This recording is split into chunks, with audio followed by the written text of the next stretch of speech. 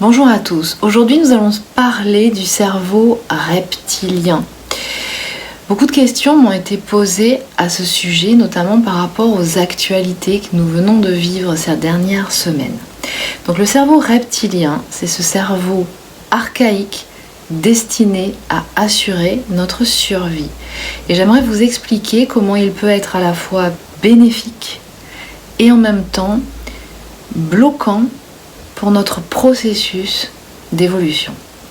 Alors il faut savoir tout d'abord que notre cerveau neuronal, puisque vous savez que nous en avons plusieurs, des cerveaux, est constitué de différentes zones.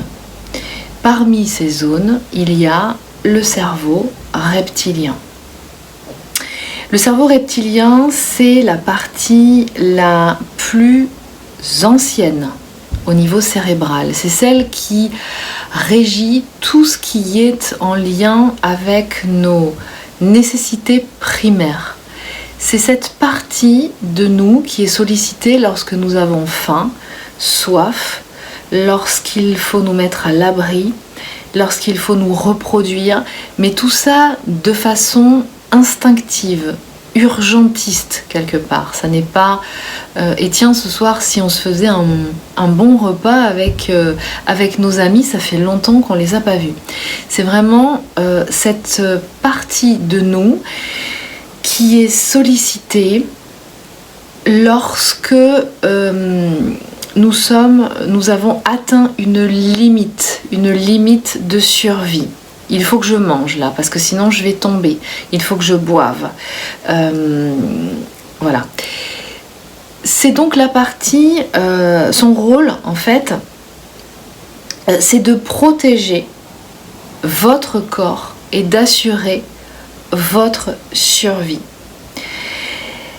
En permanence, cette zone du cerveau vérifie si vous êtes en danger, si votre corps est en danger, si vous êtes rassuré. C'est vraiment toute la partie physique, c'est-à-dire toute la partie physiologique. C'est cette incarnation dans la matière quelque part.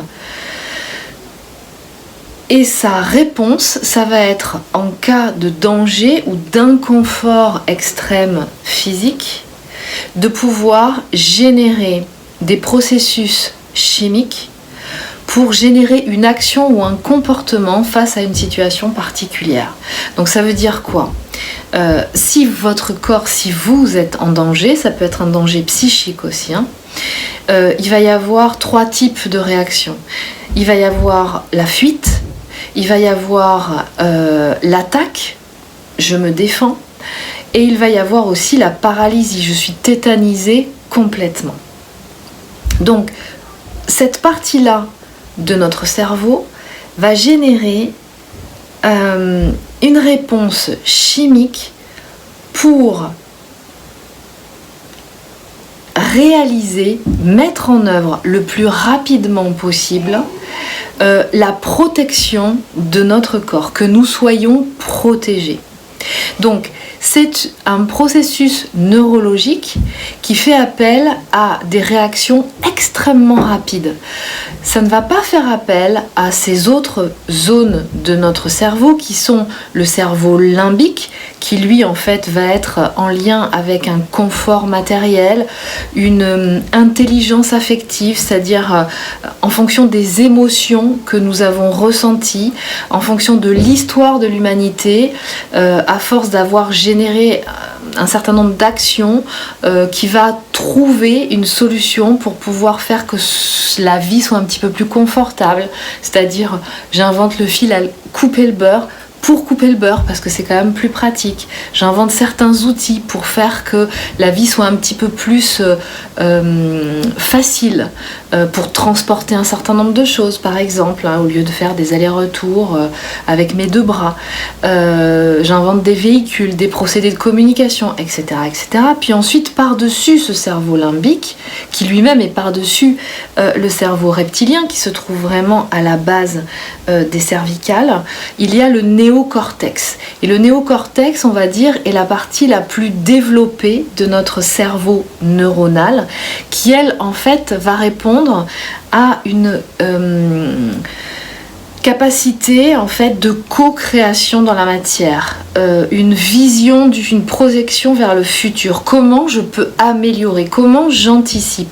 Je perçois le monde d'une façon beaucoup plus holistique et je propose en fait des outils et j'utilise en fait ces outils pour pouvoir générer, co-créer dans la matière grâce à mon esprit.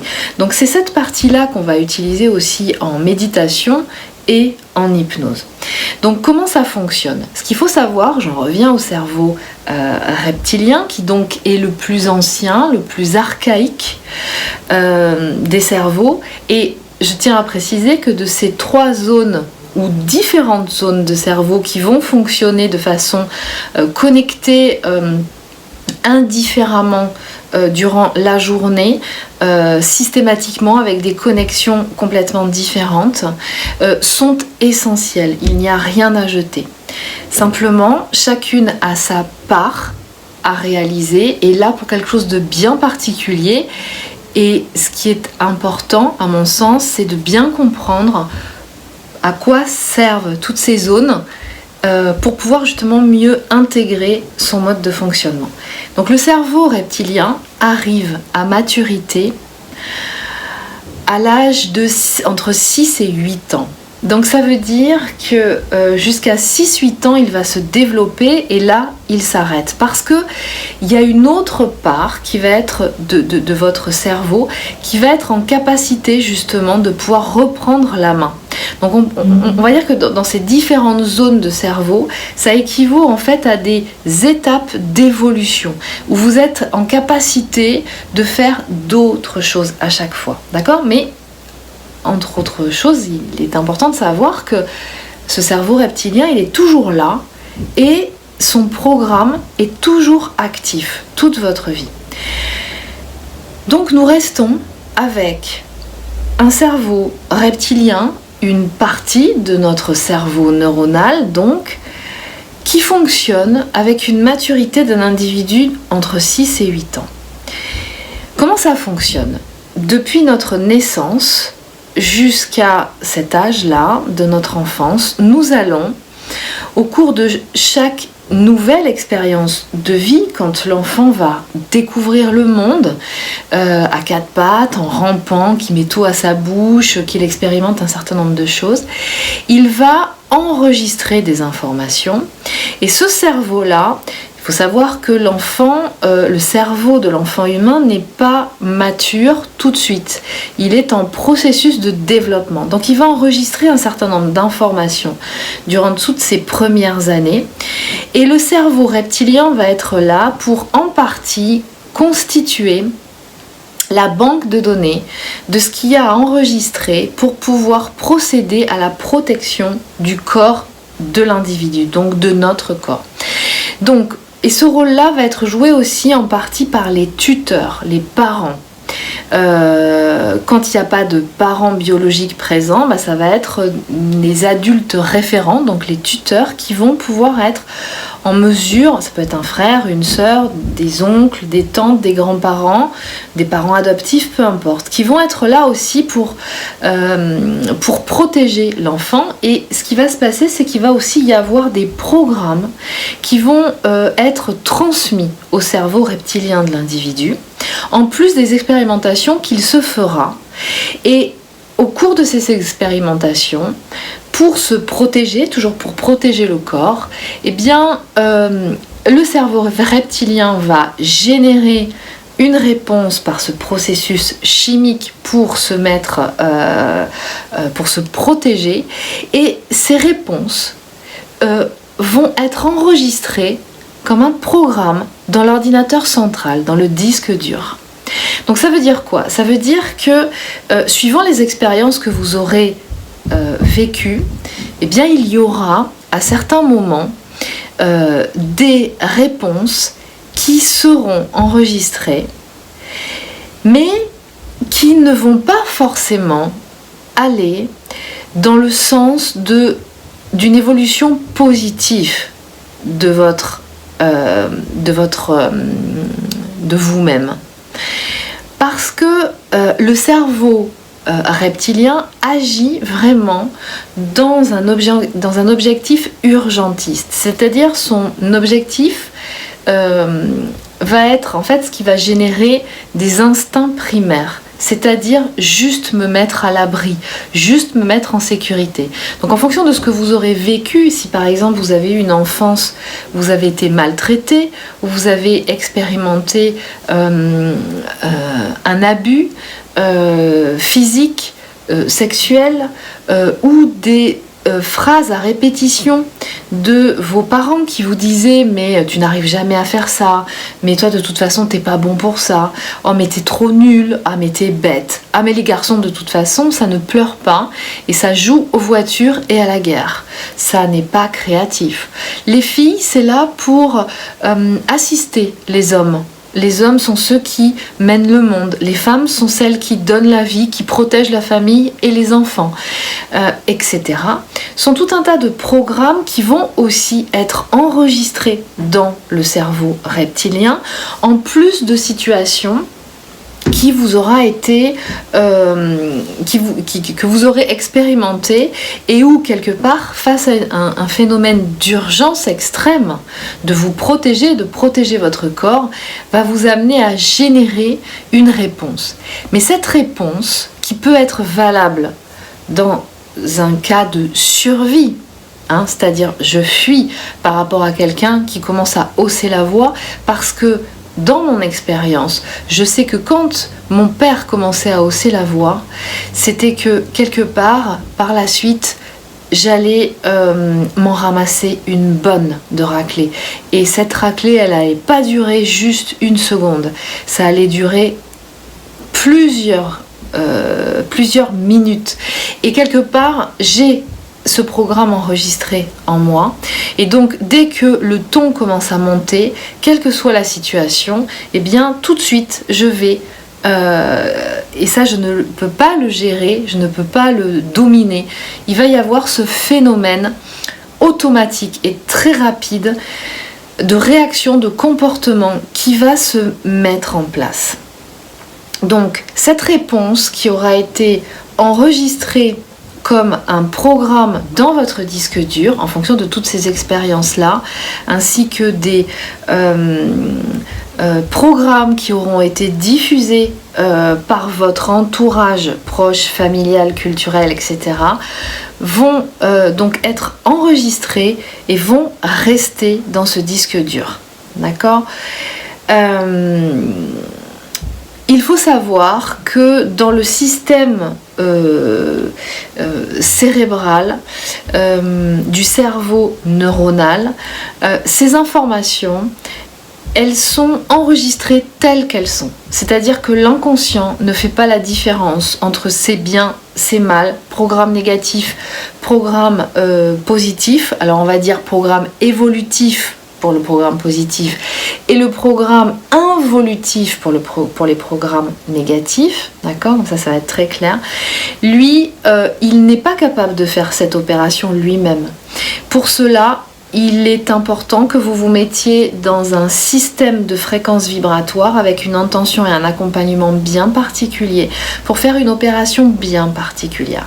Mais ce qu'il faut comprendre, c'est qu'en pratique, une fois que votre cerveau reptilien a généré et enregistré des programmes qui génèrent des réponses très rapides de survie par rapport à des situations, eh bien, dans ce qui va se présenter dans la suite de votre vie, dès que vous allez vous retrouver dans une situation où, de près ou de loin, va se rapprocher de ce que vous aurez déjà expérimenté, qui aura déjà été enregistré dans la banque de données, automatiquement, le cerveau reptilien va envoyer un processus chimique généré donc par le disque dur, d'accord, le programme d'information dont vous serez du coup détenteur et détentrice, tous, chacun, en réponse à cette situation. Et vous allez vous retrouver, du coup, vous voyez que là, c'est là que les problèmes commencent, c'est que le disque dur, lui, cherche pas à comprendre, d'accord ? Vous voyez bien que tout est quelque part mis en place, il n'y a rien à jeter dans cette machine, dans cette belle machine et merveilleuse machine que nous sommes. Simplement, il y a à bien maîtriser la façon dont tout cela fonctionne et opérer à ce que vous pouvez vous-même, à un moment donné, réaliser dans le but de favoriser votre évolution. C'est-à-dire d'accompagner votre essence, votre âme, votre être authentique, votre moi supérieur à réaliser votre agenda, c'est-à-dire être la meilleure version de vous-même quelque part, si ça vous parle comme ça. En tout cas, incarner votre agenda d'âme. Parce que qu'est-ce qui se passe ? Si la réponse elle est positive, c'est-à-dire que bien entendu, lorsque vous vous retrouvez dans une rue de nuit, vous commencez à marcher et puis il y a des gens un petit peu autour de vous, il est tard, vous avez l'habitude de rentrer seul, mais il n'y a pas de souci, c'est un endroit quand même qui est assez fréquenté, qui ne craint pas trop. Et puis à un moment donné, vous ne faites pas attention, vous êtes dans vos pensées, vous marchez, et puis vous vous rendez pas compte, vous êtes seul finalement dans cette rue, mais tout va bien, il y a des éclairages. Et à un moment donné, vous avez un flash et vous ressentez qu'il y a quelque chose qui est bizarre. Et vous vous retournez et vous percevez qu'une personne vous suit. C'est plutôt une silhouette d'homme avec une capuche et vous sentez qu'on vous suit et que cette personne n'est pas forcément bien intentionnée. Instinct, cerveau reptilien. Et là, vous commencez à vous mettre en branle. Réponse très rapide. Soit vous fuyez, vous courez, soit la personne est très proche de vous et s'apprête à vous agresser et à ce moment-là, mais vous rentrez dans une espèce de furie et vous prenez tout ce que vous avez sous la main et on est très inventif dans ces moments-là pour pouvoir se défendre et on y arrive et on ne sait même pas comment on fait et dans ces cas-là, c'est le cerveau reptilien, d'accord, qui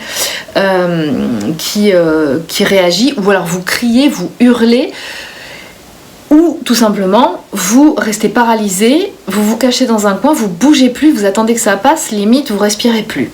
D'accord ? Mais en tout cas, ça vous aura sauvé. Et vous n'aurez pas eu à passer par le néocortex, par le cerveau limbique, parce que ça aura été trop long pour trouver une solution. Donc vous voyez que dans ce cas-là, cerveau reptilien, très rapide, très réactif. Réaction positive pour maintenir votre intégrité à la fois physique et psychique. D'accord ? Donc dans ce cas-là, pas de souci. Par contre, si vos réactions, dès que votre cerveau reptilien est activé,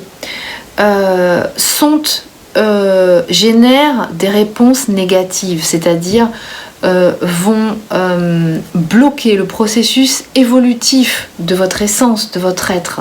C'est-à-dire vont vous empêcher à chaque fois de réaliser quelque chose. Vous voulez, vous avez envie, mais en même temps, à chaque fois qu'il faut passer à l'acte, vous êtes complètement pétrifié, vous ne pouvez plus y aller. Et pourtant, votre cerveau néocortex, il vous dit mais c'est cette personne que j'aime, ou c'est ça, c'est cette activité que j'ai envie de réaliser, c'est quelque part mon rêve. Et à chaque fois que vous allez arriver à cette étape cruciale où l'engagement va se présenter, d'un seul coup, vous êtes pétrifié. Pourquoi ? Pourtant, vous savez bien qu'à l'intérieur de vous, dans votre cœur, c'est ce qui vibre. D'accord ? Cette activité, c'est quelque chose que vous avez toujours rêvé de faire. En plus, vous avez déjà pratiqué un petit peu ça. Et aujourd'hui, vous avez mis en place tout ce qu'il faut pour pouvoir réaliser, de travailler, de générer cette activité. Ou alors, enfin, de vous associer, de vivre avec cette personne. Et d'un seul coup, vous vous retrouvez à avoir des réactions que vous ne comprenez pas, mais qui sont comme des réactions d'un système de protection, comme si vous étiez en danger de quelque chose. Là, ça va bloquer le processus évolutif. Et c'est là que ça devient un problème. Ce qui devient un problème aussi, c'est que parmi ces programmes enregistrés dans le cerveau limbique, je vous rappelle qu'il y a aussi tous les programmes négatifs dont sont détenteurs vos parents, votre famille environnante et toutes les influences culturelles de toutes ces premières années de votre vie. Tu es nul, mais tu ne sais pas faire ça. Mais toi, de toute façon, ça, c'est pas ton truc. Oh, mais toi, de toute façon, de l'argent, t'en as jamais. T'as toujours un problème avec ça. Oh, mais toi, t'as toujours des problèmes avec les hommes, etc., etc. Qui sont des programmes qui vous sabotent. Et tout ça est enregistré dans cette part de votre cerveau neuronal. Donc, là, vous comprenez l'importance d'opérer à la reprogrammation positive de cette part de votre cerveau. Parce que sinon, vous allez vous faire dominer